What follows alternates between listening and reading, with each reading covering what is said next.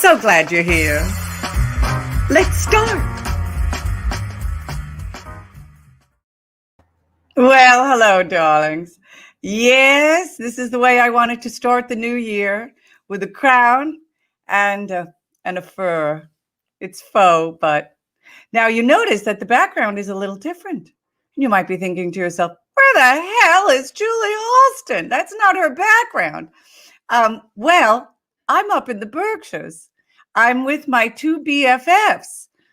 This is the home of Charles Schoonmaker, Neil Kane, and they basically took pity on me. They knew the holidays were coming up, and they thought it might not be good for Miss Halston to spend the holidays sequestered in her home in New York City, all alone with the cats.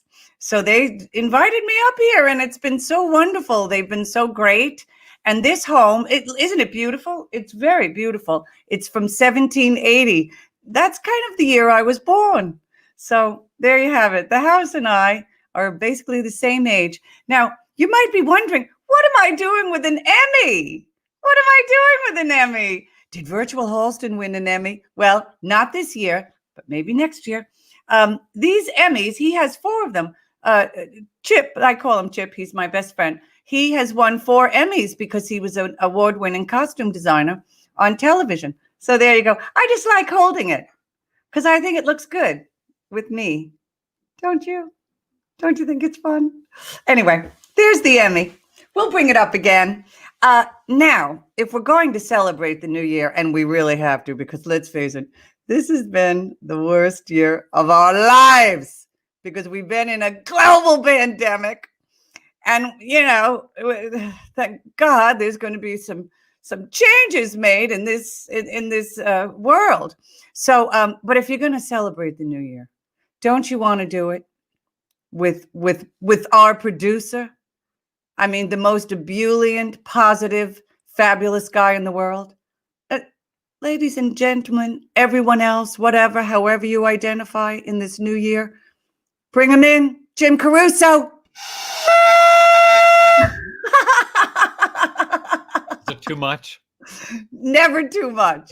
Never too much. You can't beat a cardboard top hat, can you? No, you really can. And a little cheap tiara from Party City. You can't beat it. And I'm so excited, Jim, that we have on our show today someone we both love so much. A lot of you know her from Birdland. A lot of you know her from Broadway.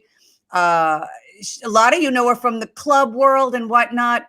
She's, of course, a Southern California native, but, you know, we've claimed her here in New York. Susie Mosher, we just love her. We just love her. Oh, Jim froze. Well, you see, it's freezing. Maybe it's freezing in New York City as well. But anyway, we're very excited to chat with Susie Mosher. But I want to talk to Jim about what he did over the holidays. Am I here? Yes, you're here, darling. What the hell? What the hell? It's freezing out and it's freezing virtually. What did you do over the holidays, honey? Because I've been parties. Maskless. Oh yeah, big groups of people sneezing all over each other. Yeah, coughing. No, I did. I stayed so close to home. Christmas Day, a bunch of friends met in Central Park, and we walked the park. It was so lovely. We saw the zoo. I'd never been to the zoo.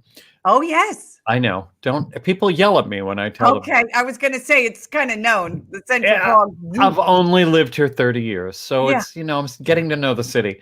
Okay. So that was really fun. And then yesterday, New Year's Eve, I don't know if I did anything. I had a Zoom. A couple Zoom parties, and I watched Andy Cohen and Anderson Cooper, who were hilarious. Okay, good. Honestly funny, and it couldn't have been. I was just fine with it.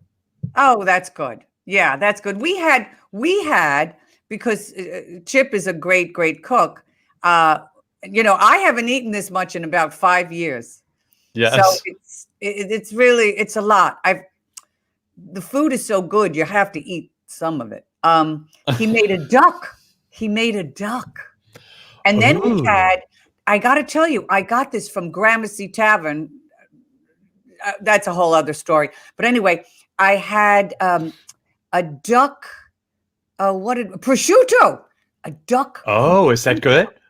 Oh my goodness. I am not a prosciutto person. I don't like it. And as an Italian, that's kind of bad. I know. I do love it. Yeah, no, a lot of people do. Duck prosciutto is fantastic.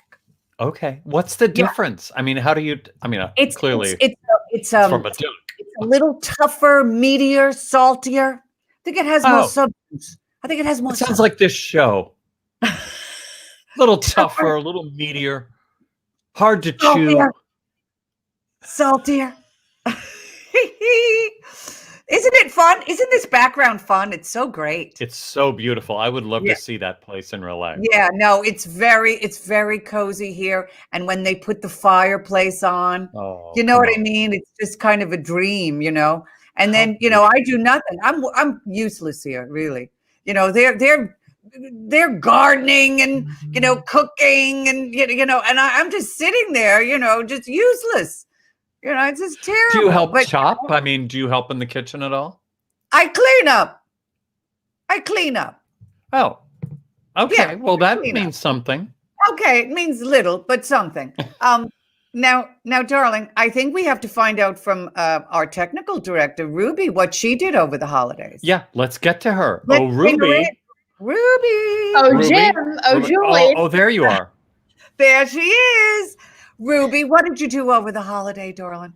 Well, for Christmas, we went to Staten Island to be to be with my boyfriend's family.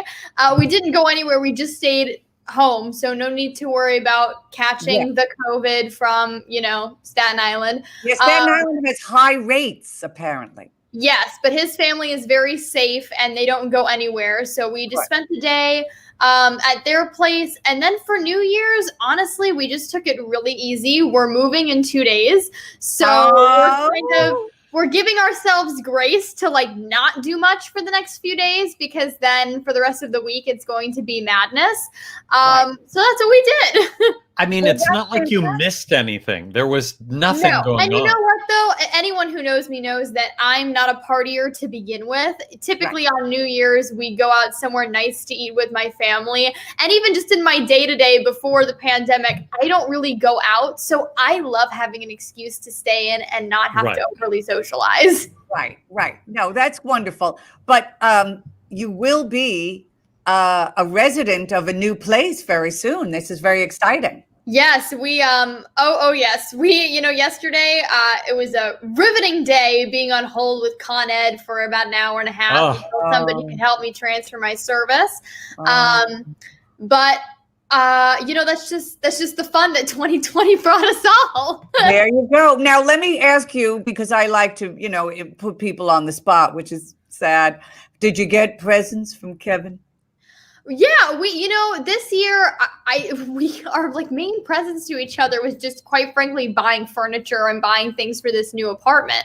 But we did a gift exchange, and then we did a Zoom Christmas Eve with my family, since I was going to be with Kevin's family on Christmas. So we Zoomed with my mom and my grandma, and it was great. Oh, and your sister, I would imagine, was she around? Yeah, we did a Zoom with her earlier, back on the second night of Hanukkah. So we did different things, and it's so funny. I guess I really have become one of those people now, because my big present this year from my mom, and I am so excited, we got a new vacuum. Yes. What kind? Bissell, a Bissell vacuum. Okay. Old school. Yeah. Old school. Old school, but according to my mom, she goes, the reviews, it's greater than the Dyson. I said, okay. Okay. Listen, she went classy. She went top notch. A Bissell is very good. A Bissell. I like it. Abyssal. I just like you saying Bissell. Oh, yes. So, and my mom is actually commenting right now. She wanted me to say, so yes, I got a vacuum from her. And then my big present from Kevin, something, again, I had been asking for. I got a weighted blanket, which has truly been game changing. So I think I've just become one of those adults who's like, I'll take a weighted blanket, a vacuum, and I'm good. I get it. I do. You turn 21 and you have a weighted blanket and a vacuum cleaner. You know what? She was always a grown-up, but now right. she's an even more grown-up. It's very impressive. She is very impressive. She's, as we always say, she's beautiful and successful, and she's got a new domicile, and now she has a new vacuum. Bye, Ruby. Bye. Wow. Wow. A weighted blanket. I know. What? I think to me, if you have a boyfriend, now she's an adult. You don't need a weighted blanket if you have a boyfriend. I was going to say that, but apparently. No, you still need a weighted blanket. Okay, fine. She's back. They're truly game changing. Don't knock my weighted blanket until you have one. Not knocking it. No. Impressed She's adorable. She's adorable and a little sassy. She's gotten a little sassy. Well, listen, all the success of Virtual Halston. She's Ruby Lochnar, tech genius, and yes. Oh, by the way, I'm having some tea, because I'm dressed like a queen, so I thought I'd be very crown. It's very crown. Mm-hmm. That's a beautiful cup. Yes, it's a beautiful cup. So I just thought, why not be very, No, every time I watch The Crown, I drink tea. Yes. You kind of have to. You kind of have to. Like a root beer just doesn't seem appropriate. Yeah. And a Fresca. Maybe champagne, but no hard liquor kind of thing. But meanwhile, we've always heard that Queen Mom was like a real heavy drinker. Yeah, she was drinking on the show, that's for sure. Yeah. No, it's so good. And did you watch The Queen's Gambit? Yes. I loved it. I did too. I still don't really know what I watched because I know nothing about chess or games. I was an only child, as you know, and I never had games around as I was growing up, which is slightly sad. I played cowboys and hide. Thank you. I wrote those jokes.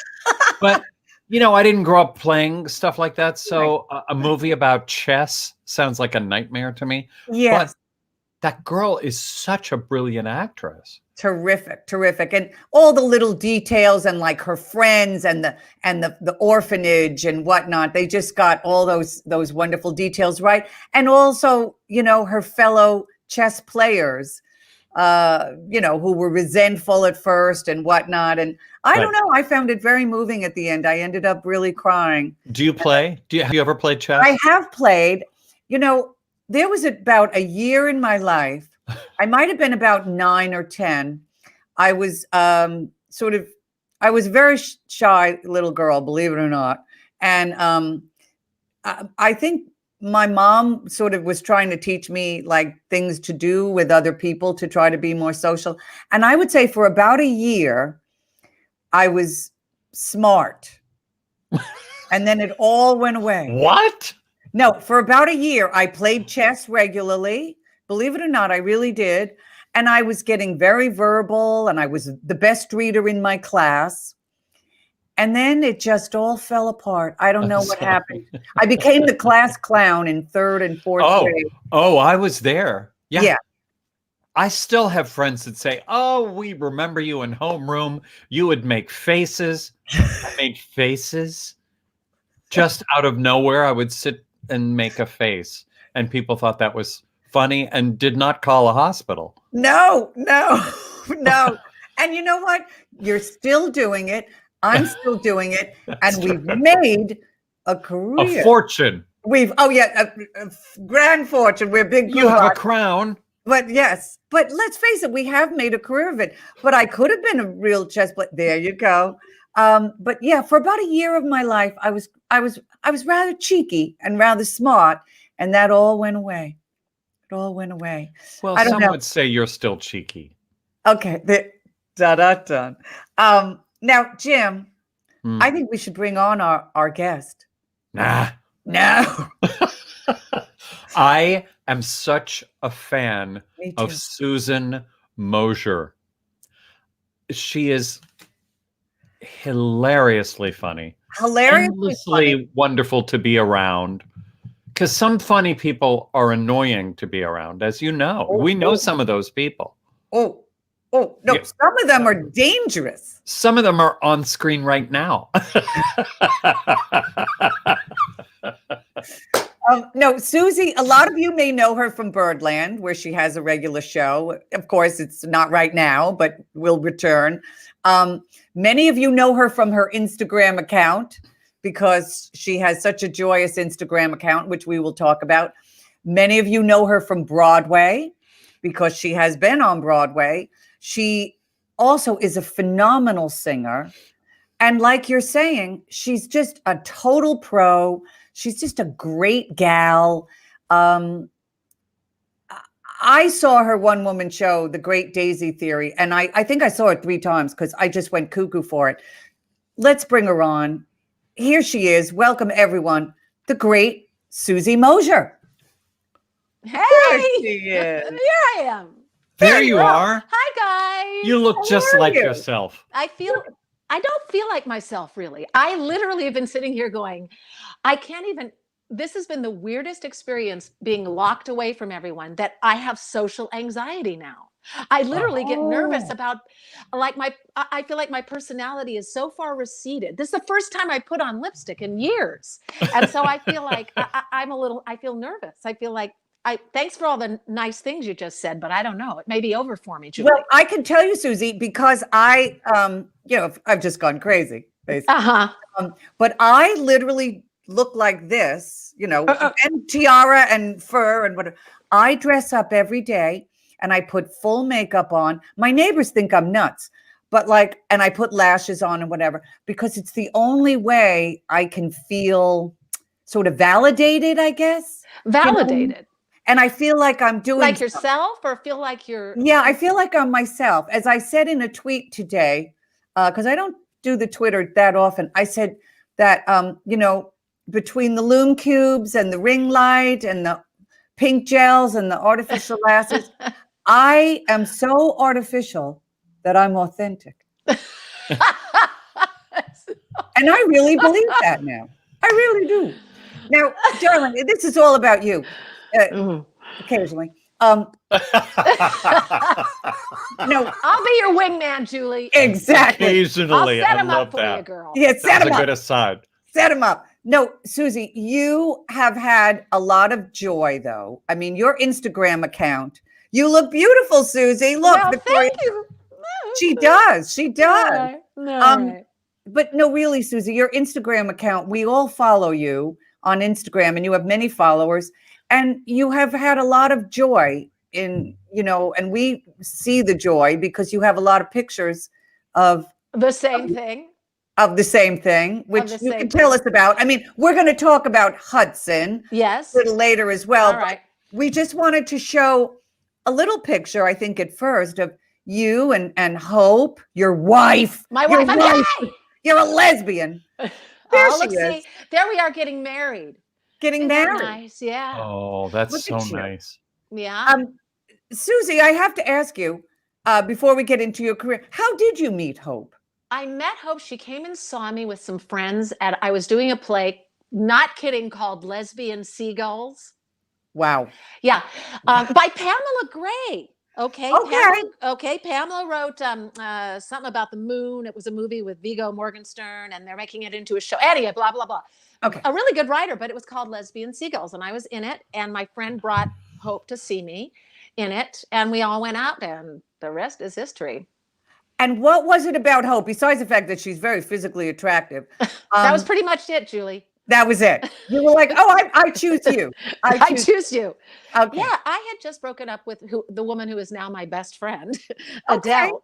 We had just broken up, and I was all like ready to rock and roll. And I meet this really beautiful young girl, quite a bit younger than me, and I thought, this is it. I'm gonna just do it. So I literally was I was not very gracious. I was drunk out of my frickin' mind back in the day, and literally trying to make out with her, and she's all but I wore her down.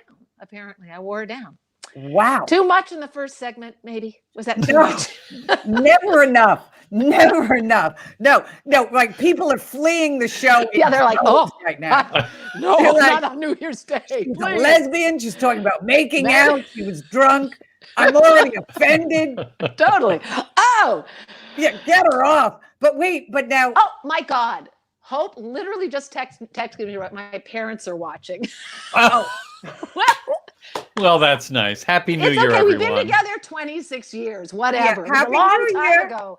It seems like it's going to last. Don't worry, we never kiss anymore. But now wait, Susie, you're saying, well, I sort of was behaving badly, but clearly Hope did, in a sense, choose you. Was it your humor? Was it your looks? What keeps her there, darling? What keeps you know what I think it is? I think, well, it's she's someone who doesn't want to get out of the checkout line if she's too far in. So she's really far in the checkout line with me. Like, we're 26 years in now, so she just is not going to get out of the line. And I know that about her, which gives me a lot of confidence. Okay. I think she thinks I'm really funny. Well, because you are. I think she thinks I'm funny, and I think she gets a kick out of me doing theatrical things. I don't know. I think she's a fan. You're also beautiful and talented. She's a fan. Well, she likes the community too. She likes show people. She loves the show people. Yeah. So she's very much. I can see why. Not only does she like and love you, but she enjoys the swirl that she does enjoy the swirl. That you're involved in too. Yep. Yes, there's a lot of fun that comes with being you. Yes. That's right. There's a lot of good times, a lot of ancillary good times with me. Do you know what Ralph once said, my late husband, for anyone who doesn't know, and why wouldn't you know, about Ralphie? Somebody asked him once, what's it like to be married to Julie Halston? And he said the most captivating thing. He said, being married to Julie is like being with the sports car you always wanted as a teenager. Wow, that's so nice. Isn't that captivating? That's so sweet. Oh. Yeah. I was like, I choose you. I choose you. I choose you. Yeah. Yeah. Now, darling, did we meet I was doing Hairspray. For those of you. I was doing Hairspray. Then I left to do the TV show, The Class. And then Lisa Jolly took over for me. And then you took over for Lisa Jolly. That's right. How did we become friends, though? I'll tell you how we met. I'm going to tell you because, Julie, you've actually been someone who has been a little bright light for me, because I came to New York to do Hairspray in this 2007 in January. And I came in to do Hairspray, and you and Jackie Hoffman came and saw the show, because you had both played the same part I was doing, the female authority figure. And of course, I was nervous as shit because you were both out there. And then you both came up to the dressing room and were so wonderful and so nice and so like, oh my God, you're so funny, that I was like, it relaxed me in a way that I really, it was a wonderful thing that you did for me, to do that. And so you've become this person who has been a champion for me, even though and coming to see The Great Daisy Theory and liking it so much and being so positive about it. And then, I know when I was having a rough couple of years, a few years ago, I ran into you on the street. I remember that. Remember? And I was literally basically pouring my guts out to you. And you were so sweet and so kind and always just, I've just appreciated your energy the entire time I've been here. And so we met long ago. We're crazy about you, honey. And also, you really are my favorite female authority figure. I've seen many of them, and you are my favorite for some reason. And of course, Jackie is brilliant. Well, she is the female. Brilliant. Yeah. But you crack me up in a way that I don't know. I don't know. Well, I just thank find you, it Jules. crazy. That's so sweet. Yeah, Thank no, you. you're my favorite. Now, I'll never when you, work again, but yeah, thank no, you. well, Thank darling, look at me. I'm on YouTube. That's what we have to do now. I'm wearing crowns. I'm a hologram. I'm an old lady. It's very sad. But wait, who did you do Hairspray with?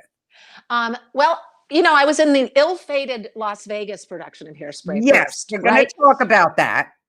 Okay, so that production had like all of the, like Dick Latessa and Harvey and the whole shebang was opened it in Vegas because it was going to run forever. Oh, It yeah. was going to be a big, big hit. So can we talk about it now? Because it sank Yeah, like a talk brick about and stone. Like a Frank, we had the huge, all the original creatives, Jack O'Brien, Jerry Mitchell, everything was like, and they chopped it into a beautiful 90-minute one act, and it was gorgeous. The show was spectacular. The cast was amazing.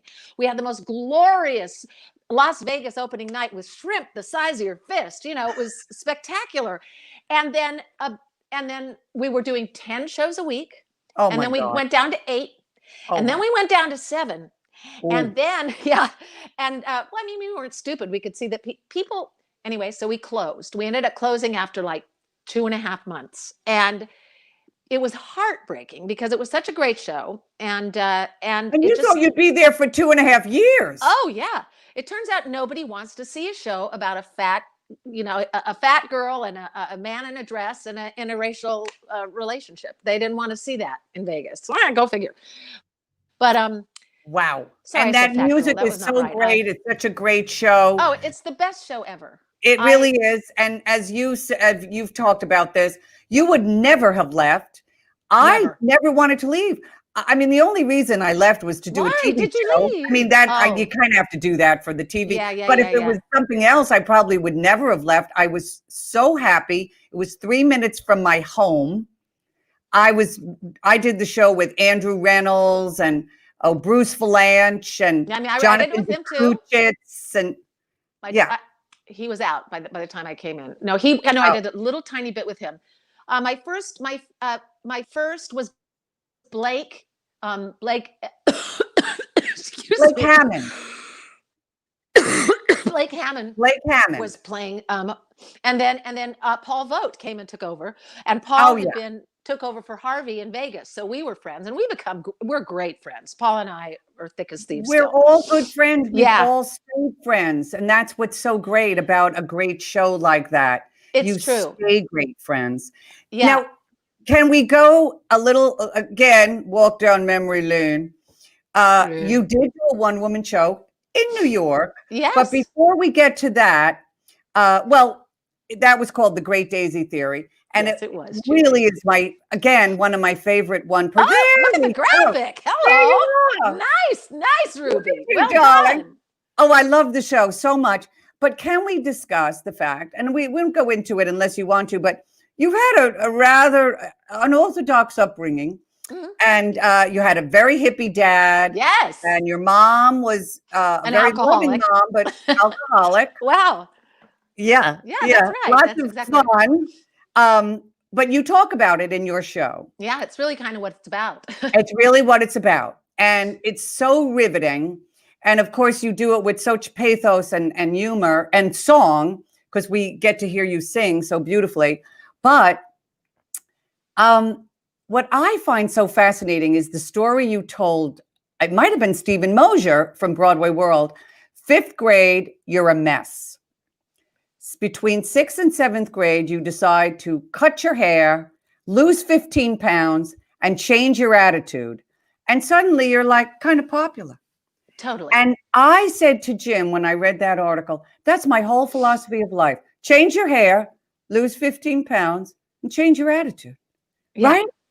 Yeah. Well, I was in 6th grade. I was the butt of the school. I mean, everyone ganged up. We had to go. There was a girl who I was obsessed with, I guess you could say. Her name was Kim, and I wanted her to be my friend so badly, and she wanted nothing to do with me. And so she would kind of get these boys and stuff to throw rocks and be really mean to me. And plus the fact that my mom was an alcoholic and she'd be squirting the kids with a hose out, so it was so what was I saying? Oh no, Well, so Kim.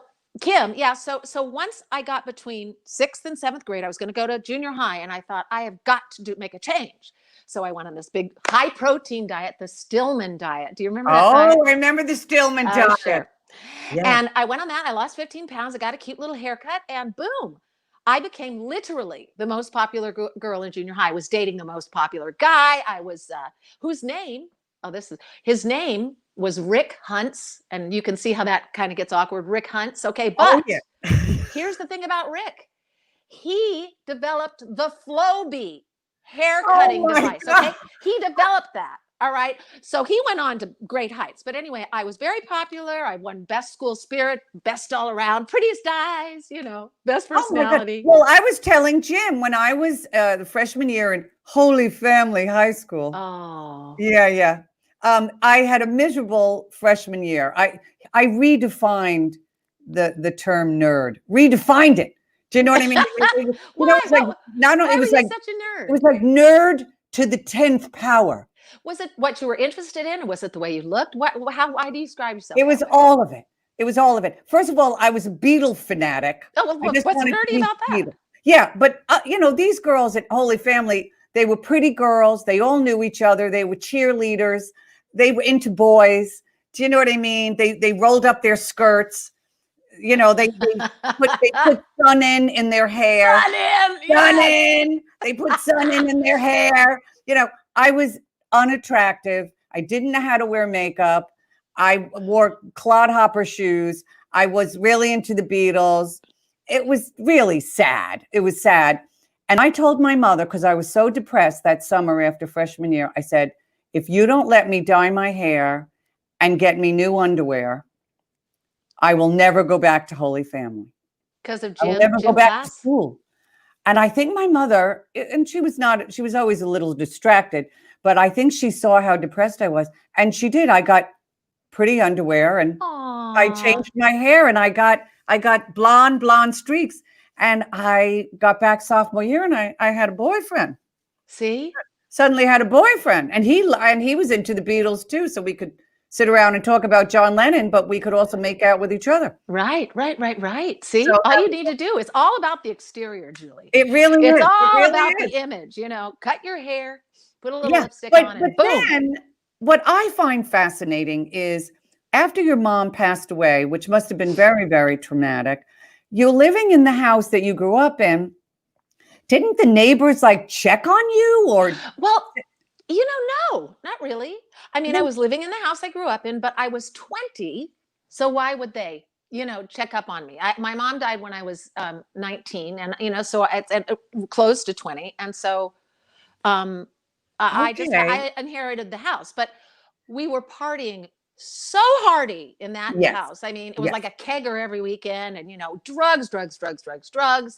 It was because I just wanted to I don't know what I wanted. I was going to ask you, what were you singing at this time? Because I know when you were 16, you went to see Camelot. You got No, that was when I was 8. I was 8 when I saw Camelot. But you were 16 when you did Godspell? Yes, I did. Yeah, so I was always into music and theater and all that. Yeah, I got cast in Godspell at the Old Globe And then Theater. you thought, wait, I'm going to be a star. Yes, that's exactly what I thought. Oh, this is easy. I'm a Zoom. So I literally, and who else was in that show? Brian Stokes Mitchell. What? Yeah, he was in the same All right, production. we have to bring Jim back in because he said that Godspell and Pippin are 2 shows that many performers have talked about that have literally made them the performers they are today. Those 2 shows, for some reason, change lives. And I think it's because when you're in Godspell or you're in Pippin, you're young, you're cute, you're just at the very beginning of your sexual awakenings and stuff, because you're in your late teens, early 20s. Me, my 40s. No, but I think everybody has this incredible memory of doing those 2 shows because it's such a family. The director gives the cast great their leeway to create. Yeah, create. So you're allowing yourself you're showing yourself for the first time sometimes. It's true.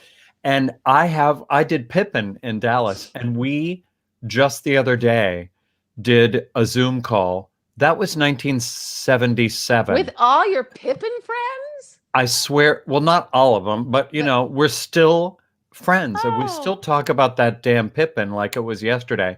But I think, which is sad. But I feel like Godspell's that same kind of show. I think so too. Because it is very improvisational. I remember coming up with things and being really, it was when You're allowed to do that. You're allowed to. In fact, you're encouraged. And I remember the director being so great and excited when I would come up with stuff. And that's built my confidence. That's what you need with improvisation is confidence that even if you splat something out, and it doesn't work, that's okay. You'll find what will work and you'll make it work, And I've always felt comfortable improving. And well, nobody's more confident on stage than you. Yeah. Well, it is with like that, it's like when I introduce you at Cast Party and you come on, it's like a steamroller has come on stage. I am. I just It's literally like- mow you over. I do. My hair blows. Yeah. It's so much energy. Oh no, I Yeah. can't wait. And we're going to talk a little bit about that a little later on because it's such a great show. But then let me ask you, sweetheart, so Godspell, and then mom passing, partying, blah, blah. It's kind of crazy. Did you still in the back of your mind keep thinking, God, I'd like to be on Broadway someday? Oh, no, of course. It was never like I was like, even when I was partying my brains out, I was still going to be an actor in New York. That's still what I was going to do. But my problem is because I had such an undisciplined life, and it was a time when people were dropping out of high school. I dropped out of high school in the 11th grade. Much to my mother's dismay. I know. So stupid. I ended up going back and getting my GED, but I never finished high school. And it was a weird moment in time when, at least for me and the people I knew, lots of people were dropping out of high school. Who needs it? Whatever. And so I developed a pattern of not finishing things, of thinking things were just going to be handed to me, of thinking, Right. well, I'm just so talented that I don't have to work in the way, so dumb. And it never fully clicked in my head till I was like 25. And then it was too late to like go to school. And, it's like, because once I got back and said, I guess I have to work and I have to do something and I have to try and get work and then I was always running behind. Never had enough training. Yeah, no, I understand that. But I think your journey is so, dare I say that word? Journey. But it's very inspiring for people because, if you were to read, many different stars' story or whatever, and particularly when the publicist is writing it, it's like, well, then they went to Juilliard, and from Juilliard they got an agent, and the next thing you know, they were starring in a made-for-TV movie. Yeah. And you just go like, okay, I don't have a shot at anything. And and we all have dreams. We all have hopes and dreams. Yeah.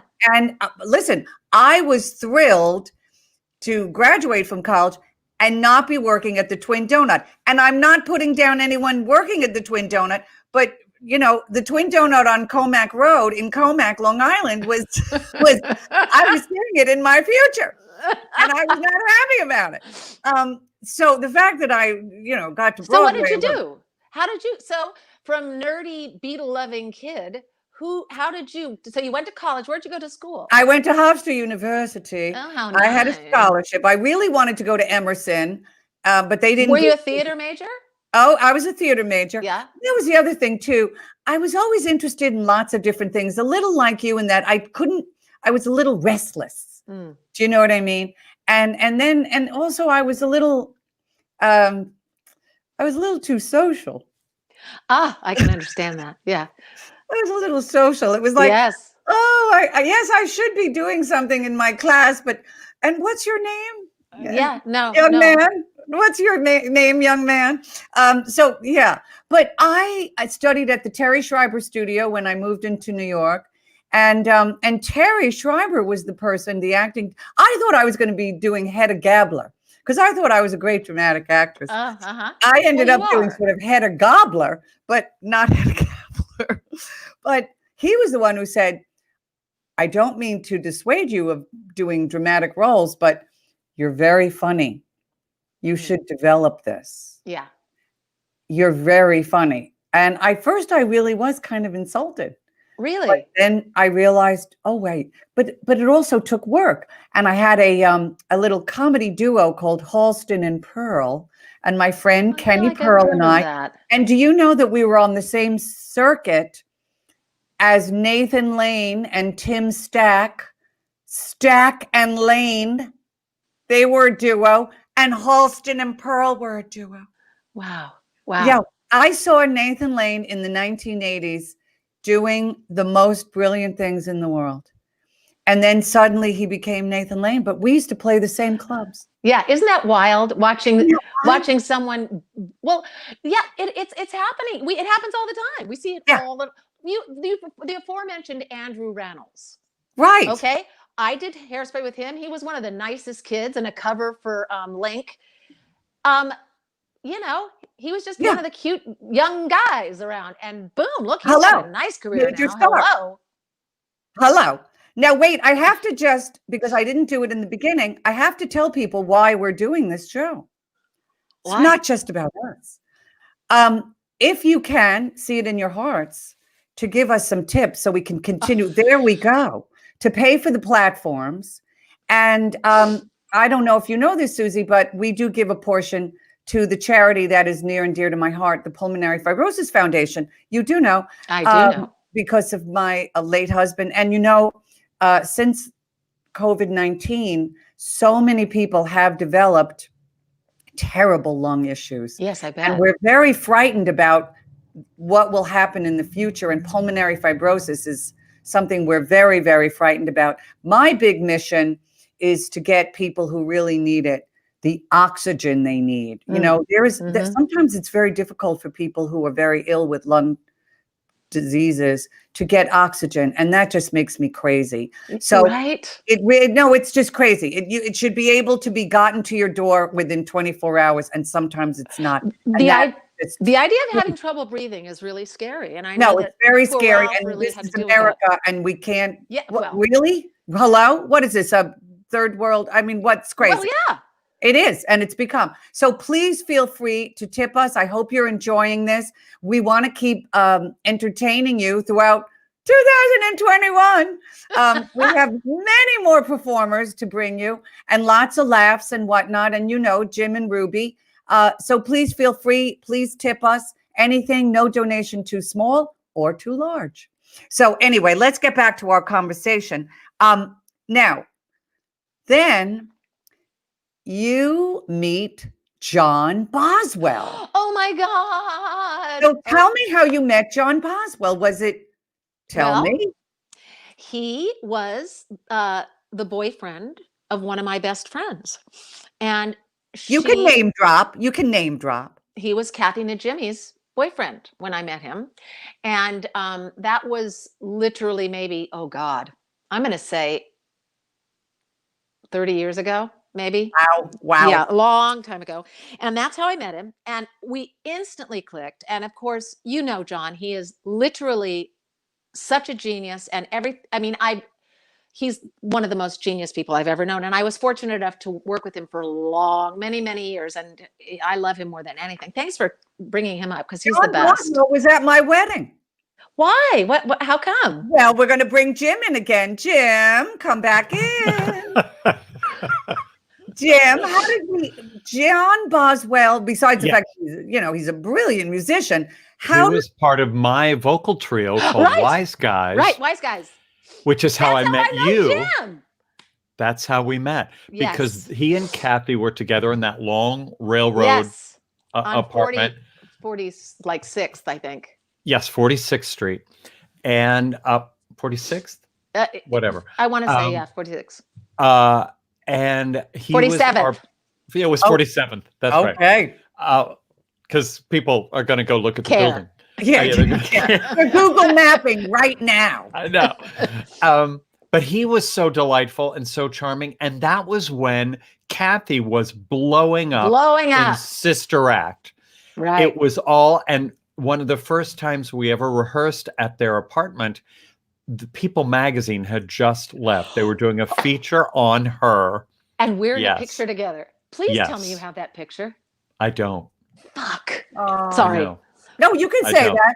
There's no network. Oh, too bad. But You know, we I were think I like, have it somewhere. I'm gonna find wow, it. this is Yeah. really happening. It's when I realized that's the most exciting time It of was. any successful career. It's like you're right about to hit. Yeah. And it's like anything can happen. It was, Yeah. and we watched it. Yeah. We Yeah, watched I'm it. still waiting. Still waiting. Yeah, anything can happen. Yeah. Anything. Failure. Yeah. That's what Right. happens sometimes. Nothing can also Nothing. happen. It didn't work. Yeah. One And thing something led to- leads to nothing. Nothing. One window opened, and then they all closed. The door Yeah, slammed shut. Exactly. But that's And how then you there and I was met. an eviction sign. That's how you and I met, is through Yes. Kathy and John. Yes. And but then your success with John was incredible. We had a good time. We had a good run. of Tell us Cashino. about Cashino, Yeah. your show, Cashino. Cashino was literally, oh my God, you're killing me with these freaking what the? Yeah. Yeah. It's Yeah. like we're professional. Yeah, it's like you guys actually thought about it. All right.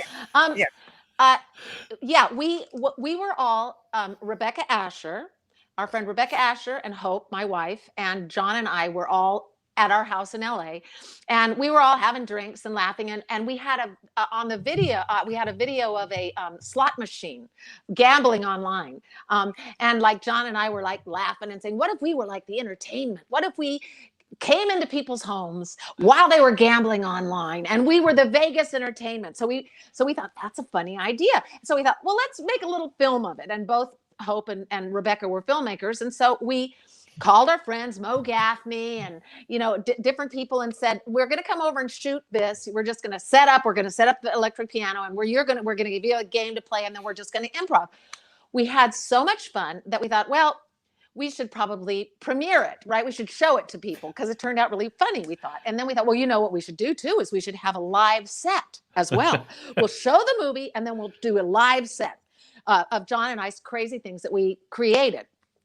And it was literally like my people who had seen me do many, many things were like, it's the funniest thing you've ever done. And I'm thinking, is it? That's it? Okay.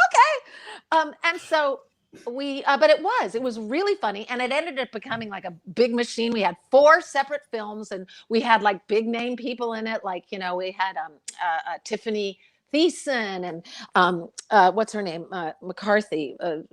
Hope's literally Jenny McCarthy, and I can't even think. Lots of real. All the classically trained. Yeah, Henry Winkler, and so it was really, really fun. And we would do a live show every couple of weeks, and I was happy. I was like, if this is all there is, I feel incredibly creative. I feel really great. And then when I got in Hairspray, we brought it to New York too, and it did even better in a lot of ways here because people so really hilarious. Understood it. Yeah, everybody got it here. But during that time, were you also, because I know during one of your shows, we did see a reel of some of your work. Yeah, well, that was guest spots. Right. That was in Great Daisy Theory. Yes, I showed that reel during that when I was like, I don't even know what it was for in that, but that's why we made that reel, that insane but was that reel. during their time in LA? That was your time. Oh yeah, that's when I was living in LA, and I was basically trying to get work in theater and not theater so much. I had actually backed away from theater, and I was focusing on television and film. And I would get lots of small parts playing the waiter or I was always like sort of facilitating whatever the hell was happening. I'd be the pregnant receptionist, and I had scenes with really big performers. But well, I think we have some of it. Oh, I think we have some of it. I think Ruby, do we have the mashup reel? Just a little bit of it anyway. You'll see. Oh my God.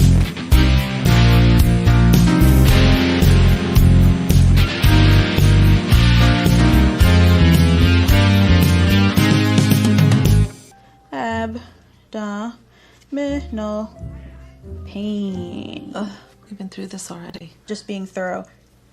Are you sexually active? No, pretty much just lie there. No, I meant, Ah, joke. Got it. Hello. Right. Rule out pregnancy, get her into CT and call the OR. Oh my God. The two of you. Seriously, I'm 49 years old, okay? Wow. What was that? Nurse Jackie? Yeah, that was Nurse Jackie. Oh, Merritt wow, you Weaver, look right? so good. Yeah. You look Yeah. really good. You Well, look that like was a that was TV actually star. here. I did Nurse Jackie here. Yeah. Yes. That was, I think, the last actual job I had in film and television. But I no, you were adorable. And that You're Dead to Me, that was adorable. And was you were in great. yeah, I did a lot of just small parts, but and then I realized I didn't really like doing that, Jules. I didn't like film and television. Oh, wait a minute. You have to see what just happened. Come here. I want you to see my child. Let's go ahead and cut to the meat of the matter. Yeah. He just we were wandered going to out bring here that by out himself. later, but let's see the I'll just baby show- now. Come here. Oh my God. Oh my God, He's Hudson. concerned. Look, what's happening? He's all, He I said, don't think. Mom. He's very concerned. Yeah, Very he's concerned. Well, he should be. And he should be. And he said, Mom, these are freaks. And I don't want This to be is my around son. freaks. Yeah. I don't want to be around freaks. No, he I doesn't wanna want to be be. He with doesn't want to know. people like you Okay, and that me. was him. He's clearly not going to be very charming, but that's him. If he He's the cutest thing in the world. He is he so is the beautiful. cutest baby in the world, but he can actually be very engaging. But he's just woke up from a nap, and he's like, Well, tell us a little bit about, because it became another big success, about the changing table. Wasn't that the stupidest? It was like literally my favorite thing that has happened all year. When we first had the baby, I would like do funny films for my self and post them, and I made this song up and I posted it and I said, this is from Hudson's first album, and then all of a sudden Alice Ripley did this cover of it that I thought, oh my God, that's hilarious. And then Mark Shaman did one, and Billy Stritch did one, and it just sort of came together. We had 53 people, all in all, doing versions of this ridiculous song that I sang to my baby, and I was so happy. It was so fun. I felt so and it was right at the beginning of the thing, so people still had a certain energy. They weren't like beaten down so bad. So I'm telling you, some of those were so freaking great. I mean, just Are they all still on YouTube? Are they all on? You can see They them. are. You can see Oh, them. that's If so you put in great. the changing guys- table. Look up Changing Table. yeah, It's yeah. really wonderful. It's really great stars too. Kevin Chamberlain and Kate Pearson from the B-52s did one, and it was fun. So that was a delight in April. And you can see Wow. Hudson when he's just a tiny little tot, because he's going to be 10 months and on the 11th. So he's getting big enough to say, Mom, these people are frightening me. He's getting mature now. Yeah. But Susie, one of the greatest things that I love so much about, and it's talked about in the Great Daisy Theory. Would you ever do that again? Of course I would. Of course I would, because there's there's an interesting ending to it. And then right. Cut to then I had a baby. I'm begging any would-be producers, and I would put myself in this category. If anyone's interested, we should talk about this. I would love, when this damn pandemic is over, to see that show again. It really needs to be produced again. I would be part of the producing team, but maybe we could get Matt Lenz involved. And Matt directed it. Yeah, I know. Matt he was directed fantastic. it. But I have a theater. That's right. So happens. Hello. Yeah. I also just want to keep reminding people, if you are enjoying this, and even if you're not enjoying it, we need your money. Could you please tip us?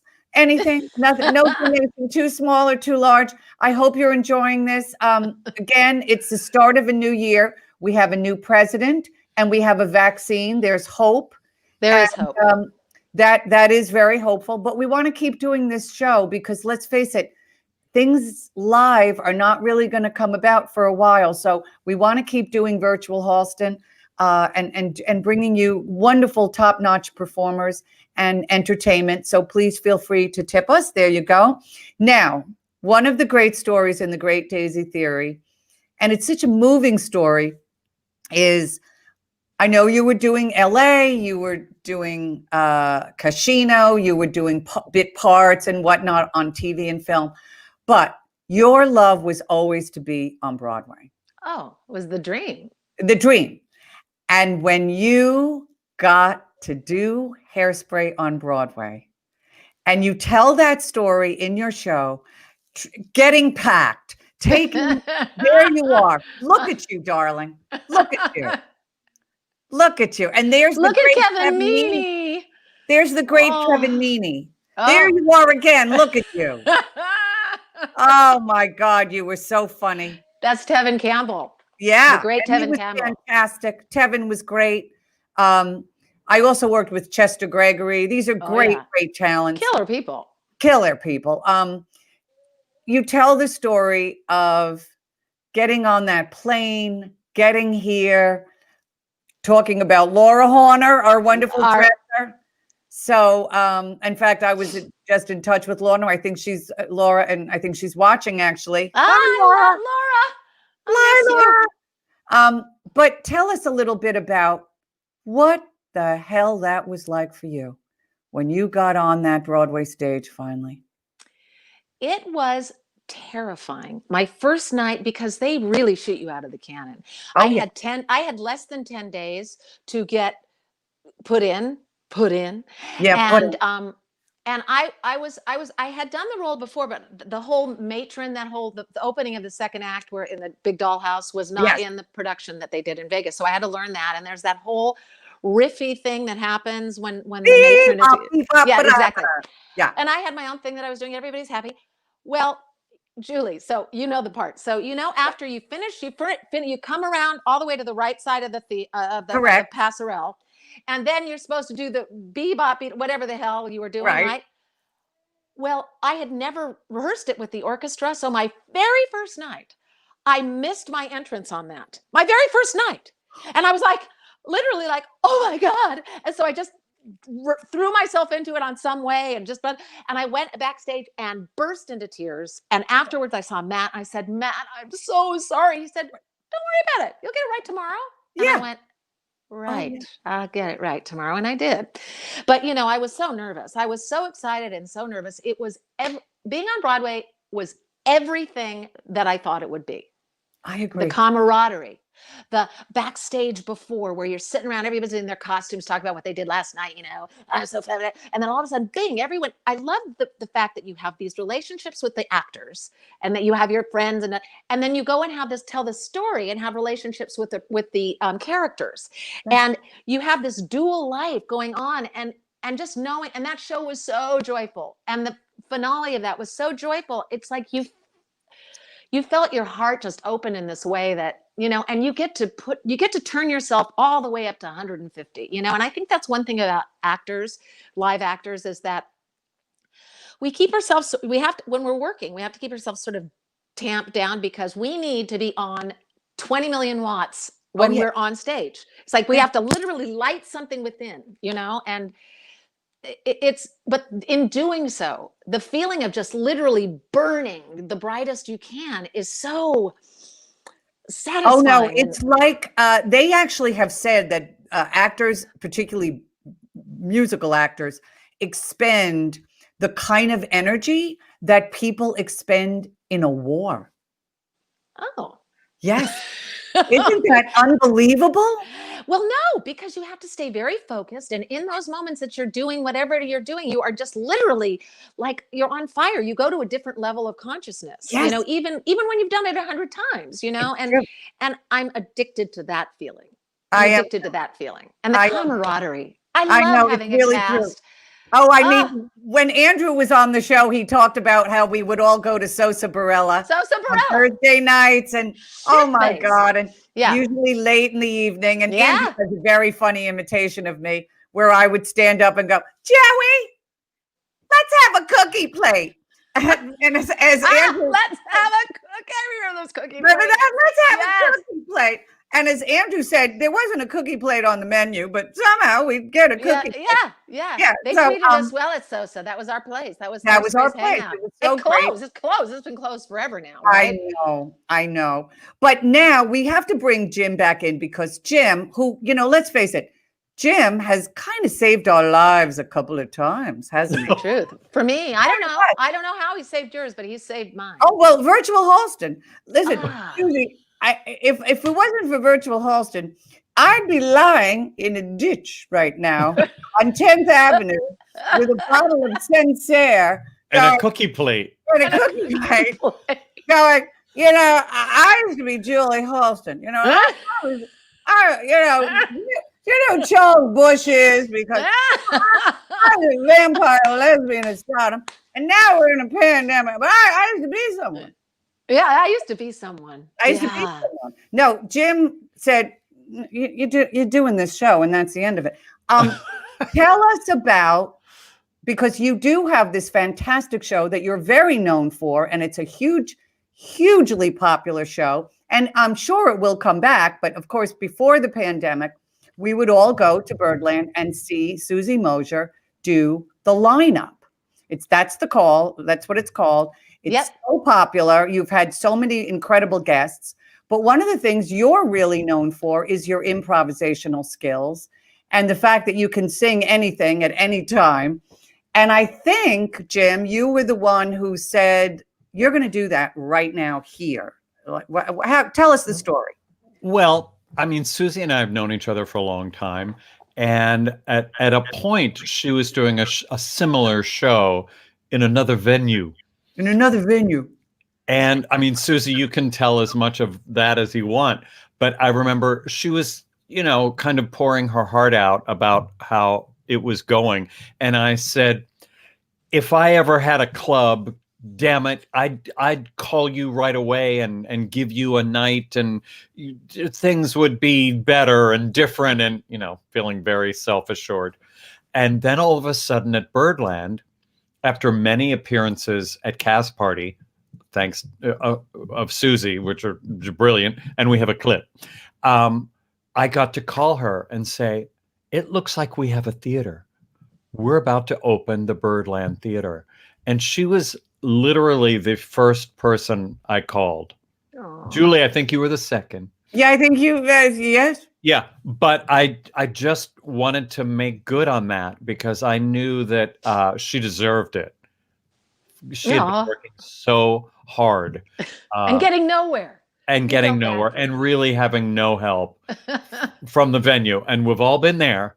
I've been there. Yeah. I'm sure I'll be there again. Sure.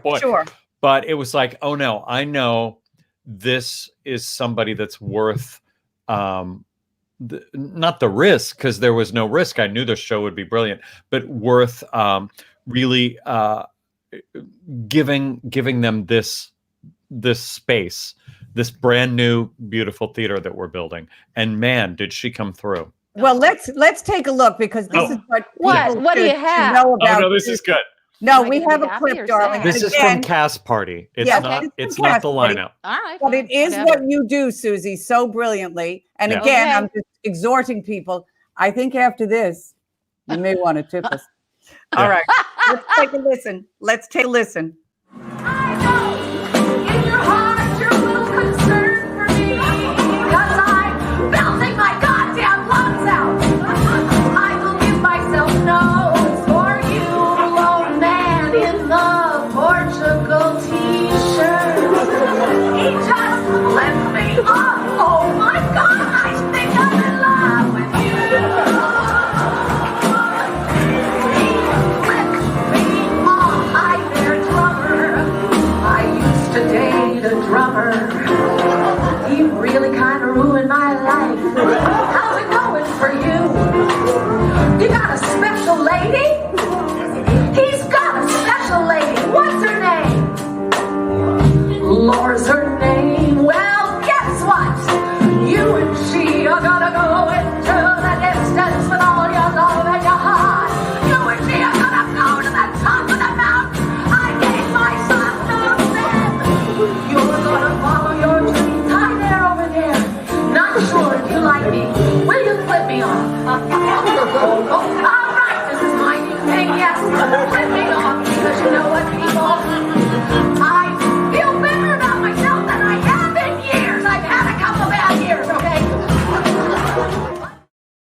Oh my God.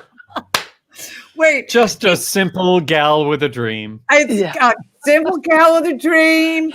Yeah. Oh my God. It's kind of a combination of like Amy Poehler and Janis Joplin. That's how I would describe it. It's There you Amy go. I lost Poehler my and sound. Janis Joplin.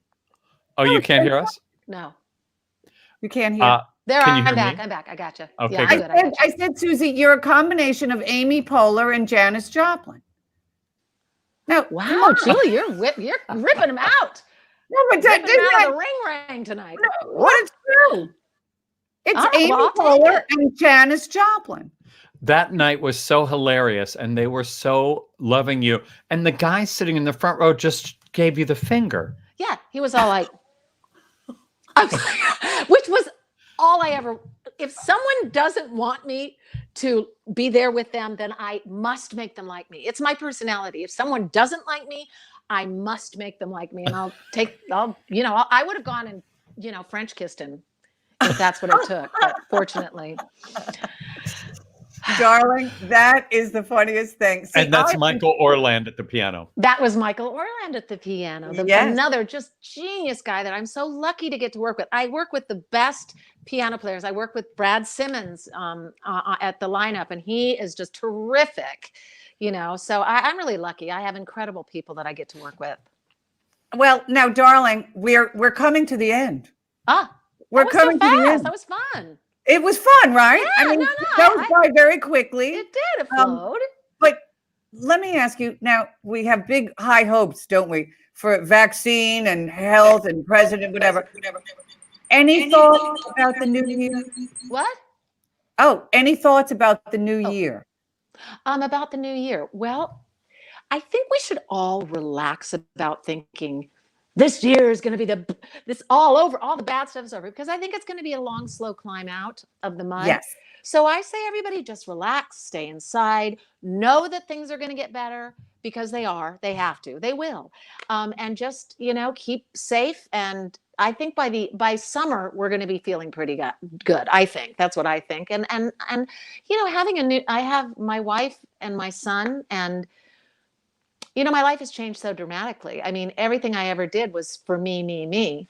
And now it's like I don't care as much about my career, thank God, Right. because it really flopped. But it didn't flop. It did not.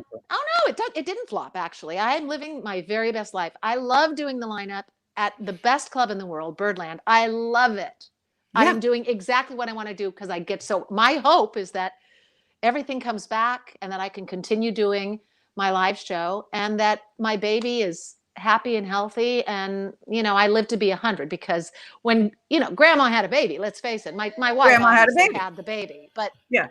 Can I tell you, Susie, I did a show at Birdland, like a lot of us did, Radio Free Birdland, and it was so weird to do a show for no audience, and I thought, this will never ever go. This was crazy. I got the most wonderful email from none other than Frank Rich. Oh my God. Watched the show. Wow. Watched the show. I think he even paid for it. He did. He didn't comp. Yeah. He wow. watched the show. Frank Rich. And I actually said to a friend of mine, because I printed out the email, I said, I want this in my coffin. But Could you know pull what I any mean? Quotes? Were there any quotes to pull? Well, he calls me Vera, because he said, you're like the Vera Lynn of comedy, like you're extolling the troops. You're helping us get through this incredibly terrible time. It's true. But anyway, and he cited certain things that he thought were very funny. But I really, things that mean so much to me, I tell my friends, put it in the coffin, because I want it with me. But I think the greatest thing, obviously, that we see for you is how incredible Hudson has been for you and Hope. And I think we have two of the cutest pictures I've ever seen of a child. And I'm not fond of children, as you might know. Wait. That's one. Come on. Wait, and there's another one. My baby. Look at him. He's really, I have to say, he's a very good-looking little kid. I had nothing to do with it. There's something about those eyes. He looks like he's thinking things and knowing things. He's a pretty deep kid. He really is. He's got two of the greatest moms. Oh. It's great that you have this child. It's great you have each other. And honestly, your Instagram account with Hudson has made so many of us feel so much better. Oh, Jules. It really has. Well, you know really what? has. Just knowing you and your love and energy that you've given me over the years has just been so great. And I'm happy to publicly say how madly in love I am with you, Julie. Oh, Julie?